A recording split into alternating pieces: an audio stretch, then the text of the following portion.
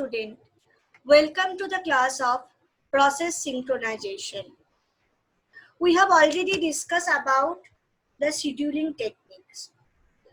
Now, we know that in a process, in a system, multiple process can execute.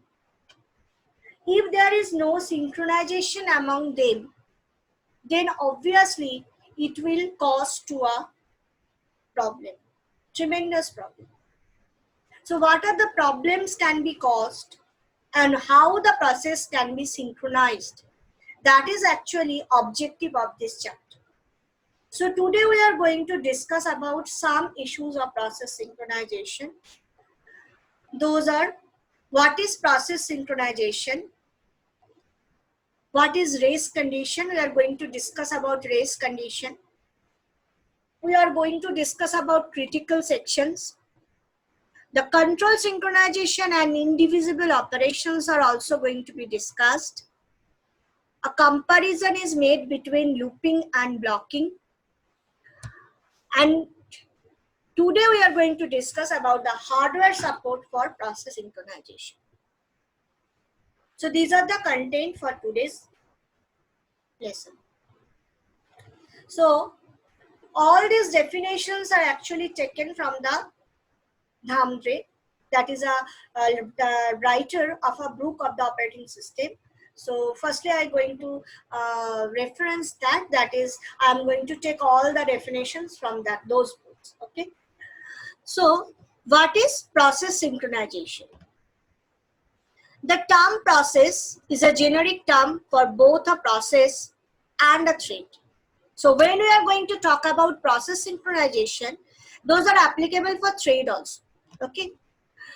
So what is interacting process? Because we need to bother about only interacting process. Those processes are interacting. Okay. Because we are actually going to we are not bothered about independent processes. Because independent processes are not going to interact with others. So no question of synchronization is required. So if we are not interacting with other, we are just actually be in a closed room, and our executions, our functions are not going to affect some others. So no question of synchronization. So firstly, we need to define what is interacting processes. So processes Pi and Pj are interacting processes if the write set of one of the processes overlaps the write set or read set of the other. Basically what, if suppose Pi, whatever updation made by the Pi, suppose is going to be affect Pj. Maybe Pj is going to read the process, or maybe Pj is going to update those values. So then the process Pi and Pj become interactive one. So processes that do not interactive are independent processes. So process synchronization is a generic term for the technique used to delay and resume processes to implement process interactions. Okay, so synchronization is basically required for implementing process interactions. Actually not. Synchronization is basically a technique. Those are going to introduce some delay or resume processes. Why this delay and resuming processes required? Because their process is going to interact with some other process. So, because for this purpose, process interaction is required. And for this purpose, the synchronization is required. So now, what is race condition? Race condition is basically a situation. So when the condition arrives, so uncoordinated access to shared data may affect consistency of data. Consider processes Pi and Pj that update the value of dr. DS. So DS is basically a shared data among process PI and PJ.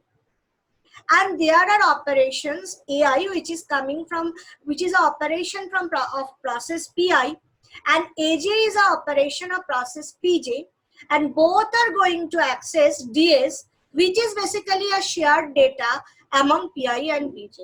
So obviously it may be possible that whatever updation made by AI or AJ operation, that is going to affect other. So the operations AI, that is DS is equals to DS plus 10. And let this is that Fi DS is going to be represent the result. And operation AJ is what? The value of DS is going to be incremented by 5, and DS, FJDS is represent the result. So what situation could arise if they execute concurrently? A condition in which the value of a shared data item DS resulting from execution of the operation AI and AJ on DS in interacting processes may be different from both FI, FJDS and FJFIDS. It means what? If you perform first FI, then FJ, then that means this is. So we are firstly going to update this, perform this, and then we are going to perform this. That means the AI operation first perform, then AJ operation. Then whatever result produced, if it is different from the result produced by if AJ operation perform first, then AI, then we can say it is a race condition.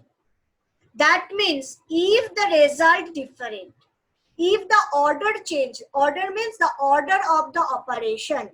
Here we are talking about two operations, AI and AJ. Both are executing on the same data DS.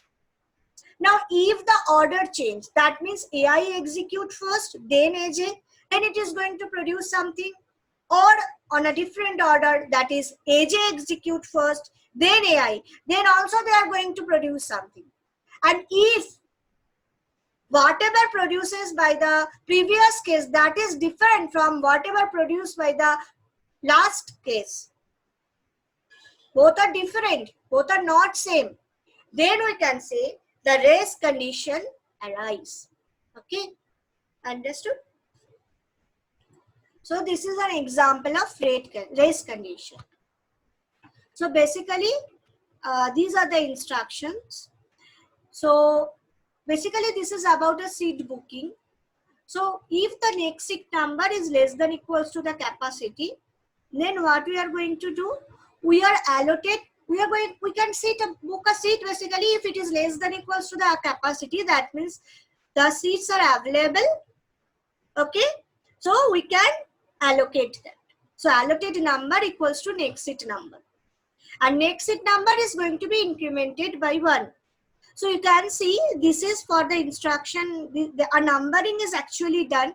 S1 is for this instruction, S2 is for this, S3 is for this. And now else, that means the next seat number is not less than equals to the capacity, it is greater than the capacity. Then what happens? Then we have to display that, sorry, no seat are available, that is S4. Now if we think about the corresponding machine instruction about this. So S1 is basically what? We are actually checking if the next seat number is less than equals to the capacity or not. For that, what we need to do? We need to load the next seat number in a particular register, say register K, and we are actually checking the register K's value with the capacity. And if it is greater than, then we are going to S4. And if it is not greater than this we are coming here. Okay. So now this is for S2. Move next seat number to allotted number. That means now allotted number is basically assigned to next seat number. Now for S3, load next seat number to register J. add 1 to register J, store register J in exit number, go to S5. S5 is something, okay. So basically this is how the instruction is again going to be divided, okay. Now here these are some cases. Now say process PI and PJ are executing, okay. Say process PI and PJ are executing. Process PI is performing this instruction S34 up to S34 process PI have performed. That means it already the exit number is incremented and process PI have successfully booked a seat. Now process PJ start. So no problem about it. Because now process PJ start, process PI have already completed its execution, then process PJ start. So no question about race condition arise. Now case 2. In case 2, you can see S1.1 and S1.2. That means these two instructions have executed by process P1. So process PI have checked this, if it is less than the capacity or not. And then process PJ start its execution. So process PJ up to this, process PJ also check this. And then process PJ book a seat and complete up to this ST4. Now what happened? Now after that, S1, PI again start its execution. Now this S2.1, whenever it's calculate this S2.1, so what is the exit number is now? That is updated by this. But process PI is not aware that PJ is already updated the exit number. So it is going to work with the updated exit number. So say, for an example, the total seat available capacity is 12. And S1 have start its execution where the seat capacity is 11 already. Exit number is 11. So it is going to check. So 11 is less than equals to capacity. So it is okay. Now process PI can book a seat. But at the same time, process PJ start its execution. And process PJ again make a check. And again it will come, it have, the exit number is 12. If the process PJ also wants to book a seat, then again it is possible for process PJ. That is the 12th number seat is going to be allocated to process PJ. So the 12th number seat, the process PJ book it for its name. Okay. Now come here. Now what happened? Here, process PI again going to execute this instruction and no check is there. So 13 number seat, that is now the what is the process. So whenever process PJ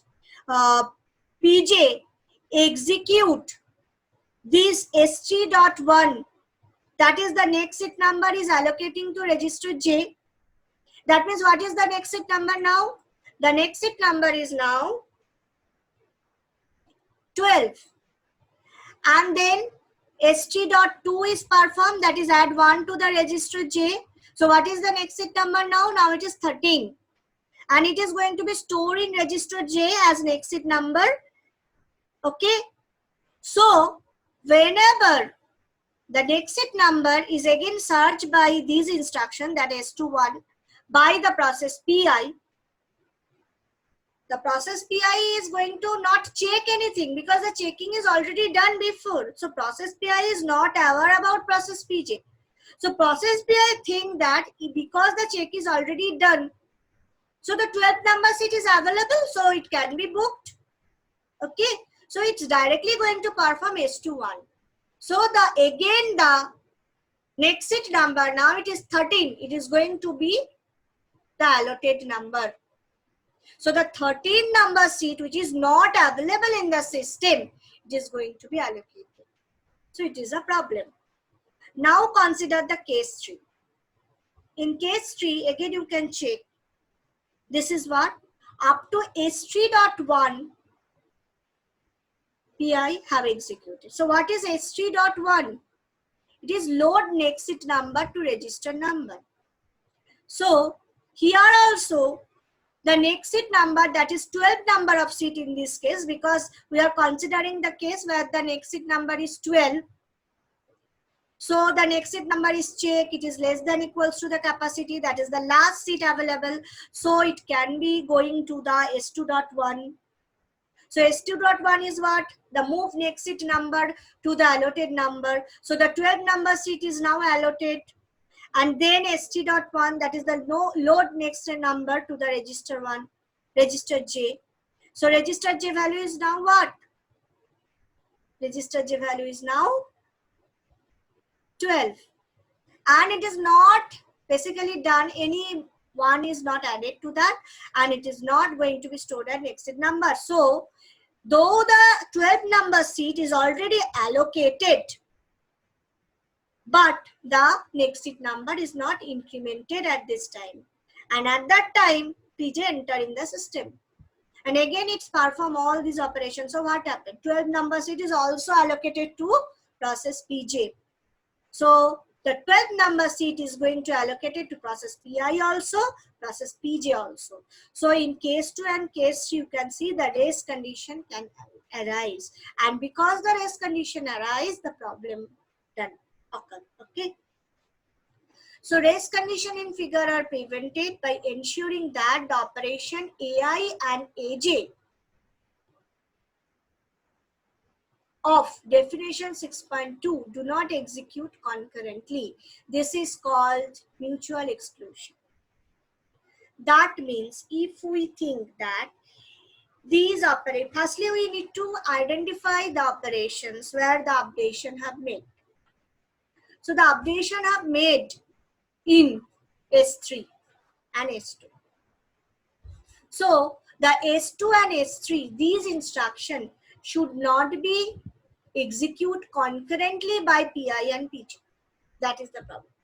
So if the instructions are not executed concurrently, then we can prevent the race condition.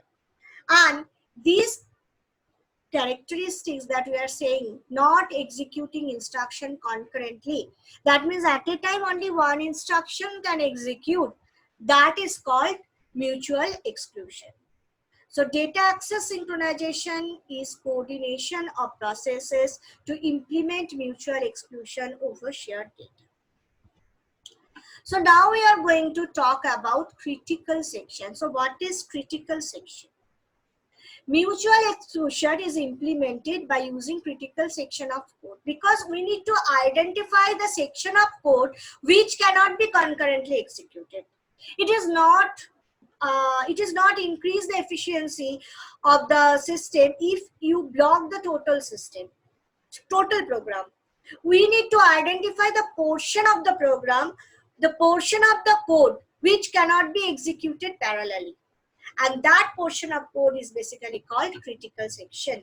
So a critical section for a data item DS is a section of code that is designed to that it cannot be executed concurrently, either with itself or with other critical sections for DS. Okay. So basically the common portion, that is the critical section. So the critical section, here you can see, so basically whatever we have discussed in that case, in the previous example, this example, what is the critical section? This portion is the critical section. Okay, this portion. So the critical section can be identified. So that is basically the portion of code which cannot be parallelly executed by multiple processes. So that is basically the critical section. So here you can say we can have multiple critical section that can be remainder of the cycle. Okay. So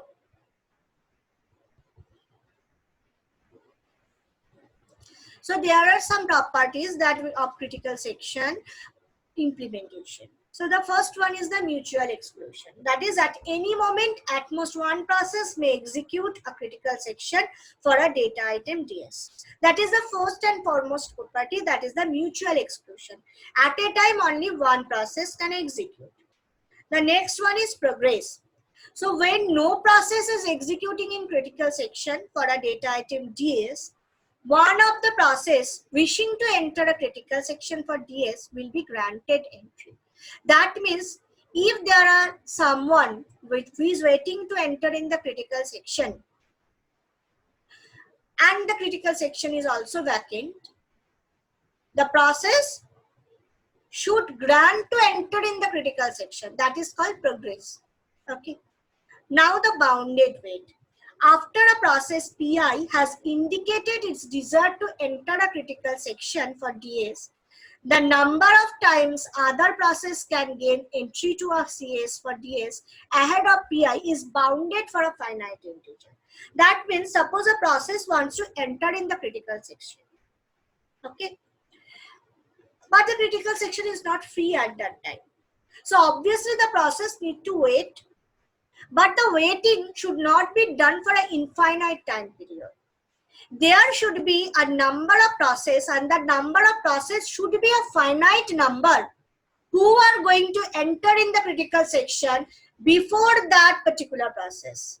That means that there should be a finite number, a predefined number, that after how many process, the particular process is going to enter in the critical section. The waiting should not be an infinite waiting. It should be a bounded wait. So the mutual exclusion, progress, and the bounded wait. So these are basically the properties of the critical sections. Whenever we are going to implement the critical section, whenever we are going to implement the solution for the critical section problem, we need to take care about these three issues. What are those? Mutual exclusion, progress, and bounded wait. Among them, progress and bounded wait are going to ensure that the process are not going to suffer from starvation. Because the progress is actually ensure that if the critical section is empty, some process can enter there. It is not the critical section is going to be vacant. If the process is waiting for entering in the critical section and the critical section is vacant, the process should enter in the critical section. So in this way, the progress can be done. Progress means the progress in the queue. The process wants to enter in the critical section, they are waiting in a queue. So a progress should be done on the queue. The queue should be moving on. Okay, so progress actually ensured that. And the bounded wait ensured that there must be a finite time a process need to wait. So no question of starvation. And mutual exclusion is going to ensure that at a time only one process is in the critical section. So now we are going to discuss about the control synchronization and indivisible operation. So interacting processes need to coordinate their execution with respect to one another to perform their actions in a desired order. So basically this may actually arise a requirement through control synchronization. So synchronization should be done in a controlled manner. There must be a signal that now synchronization is required, or now this process can enter, or now this process cannot enter. Suppose PI perform operation or can perform some operation only after PJ. So PI have to wait. So signal must be there. Some kind of signaling must be implemented. So this is basically called control information, synchronization.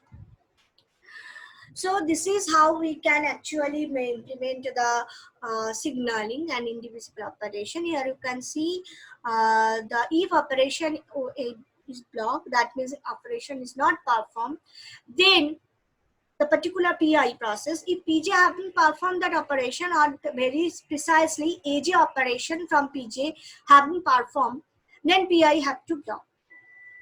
Okay. And after completion of the AJ operation, there must be some signal sent to PI. Okay.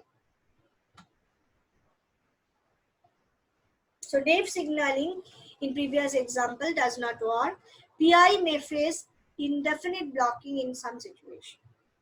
So these are the action of PI and these are the action of PJ. Here you can see if action AI perform false, PI is going to block. And now here, so use indivisible or atomic operations instead. So it is required for control synchronization. So what is it? An operation on a set of data items that cannot be executed concurrently either with itself or with any other operation on a data item, including indivisible operation. Okay, so this is the code for that. Here you can see the process. We are going to check that if AJ have performed. So if AJ haven't performed, that is it. If it is false, then PI is going to block. Now in procedure post AJ is there. There is a procedure post AJ. It is going to check that if PI is blocked, then PI block must be false and activated PJ. Okay, and then it can be performed. So this is basically the indivisible operation. These two operations cannot be divisible. It should perform at once. That is basically the indivisible operation. So the next topic is the comparison between looping and blocking. So while some process is in critical section on DS or is executing an indivisible operation using DS, we need to do nothing. So basically this is a waiting we are performing. So waiting, here you can see a loop is actually used, while loop, for implementing this waiting. So basically this is called busy wait. Why this is called busy wait? Because we are performing waiting. But it is not like that we are doing nothing. We need to check periodically if the conditions are satisfied or not. So for this reason, though we are in a waiting state, but we are busy in checking conditions. So this is called busy wait.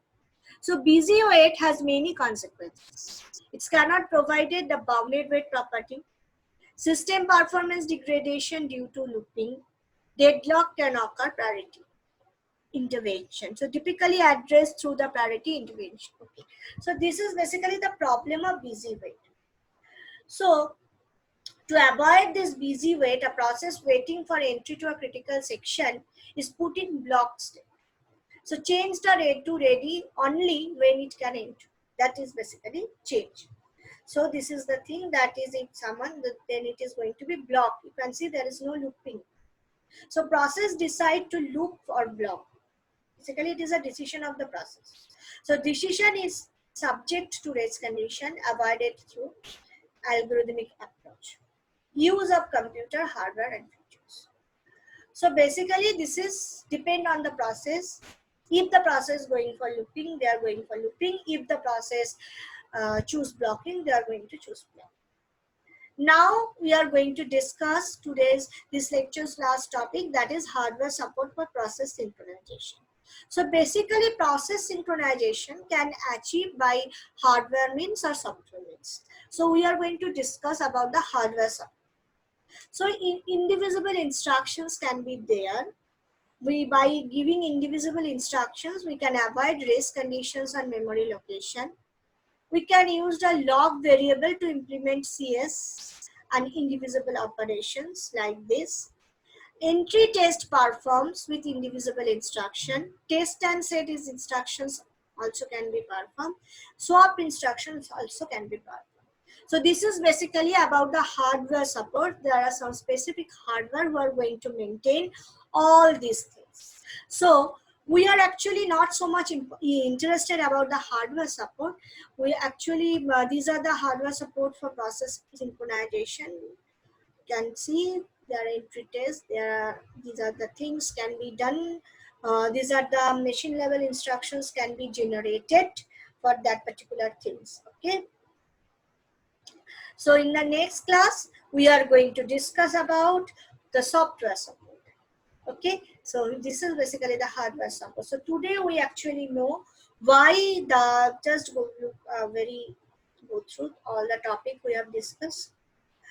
So the firstly we have discussed what is process synchronization. So now we know what do you mean by process synchronization or why it is required.